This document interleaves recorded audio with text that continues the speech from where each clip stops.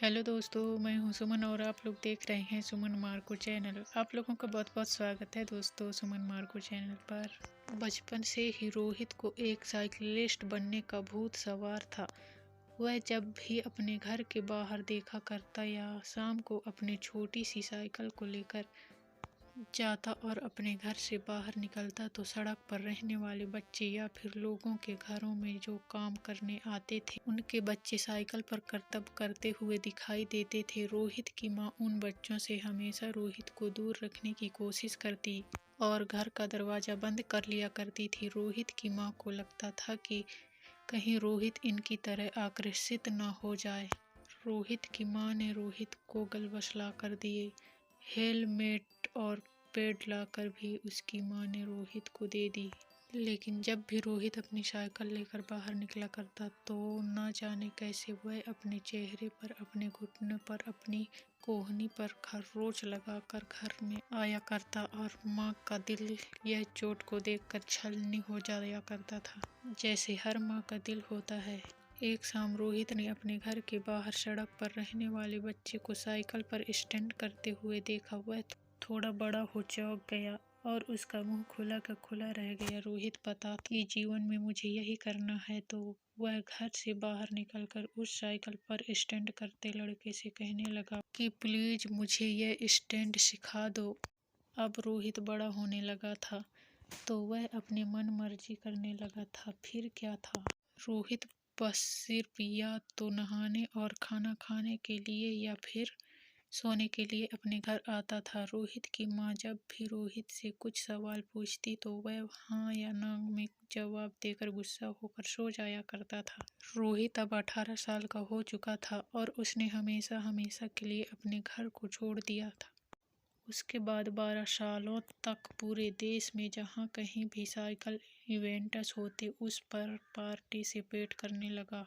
माँ को फ़ोन तो करता लेकिन माँ से यह कहता कि माँ मुझे आज़ाद रहने दो, मैं अपनी लाइफ को अचीव करना चाहता हूँ। फ़ोन पर जब मैं चिंता करती या फिर कोई सवाल पूछती तो वह फिर माँ से शॉर्ट में बात करता और फिर फ़ोन डिस्कनेक्ट कर देता। रोहित ने 18 साल की उम्र में घर छोड़ा था। 12 साल उसने अपनी साइकिलिंग में दे दी तो उसका उम्र अब लगभग 30 का हो चुकी थी। अलग ही शहर में नौकरी करते हुए रोहित के पास खबर आई कि माँ को ब्रेन कैंसर है। तब तुरंत ही रोहित घर आया। कीमोथेरेपी के ट्रीटमेंट के लिए रोहित सपोर्ट करने के लिए माँ के साथ गया। ट्रीटमेंट करवाकर जब वो दोनों घर पहुंचे तब जब माँ सो रही थी, जब रोहित की नज़र माँ की ड्रॉज पर पड़ी तो उसने देखा कि उसमें बहुत सारे मैगजीन रखी हुई थी। हर एक मैगजीन में रोहित ने जो 12 साल में अचीव किया था वही सारी फोटोग्राफ्स थी। रोहित ने हर एक फोटो में अपने अलग अलग स्टैंड करते हुए देखा। रोहित चौंक गया कि माँ ये सब फोटो कैसे देख पाई होगी। मैंने जो इतने खतरनाक स्टैंड किए हैं कैसे देख पाई होगी फोटो को। वैसे भी माँ इतनी ज़्यादा घबराती और डरती है, इन फोटो को देखकर क्या हुआ होगा माँ के दिल को।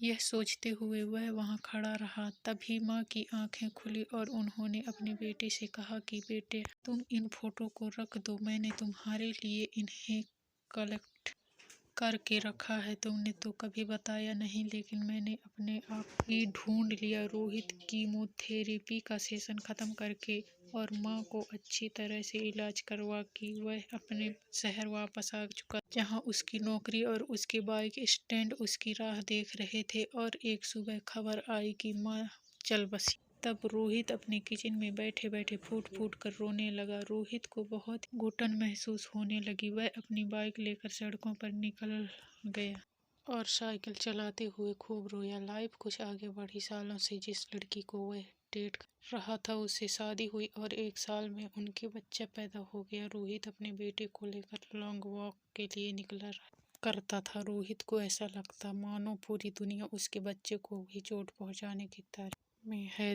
तो दोस्तों आज के लिए बस इतना ही। मिलते हैं अगली वीडियो में, तब तक के लिए बने रहे हमारे सुमन मार्को चैनल पर। Thank you.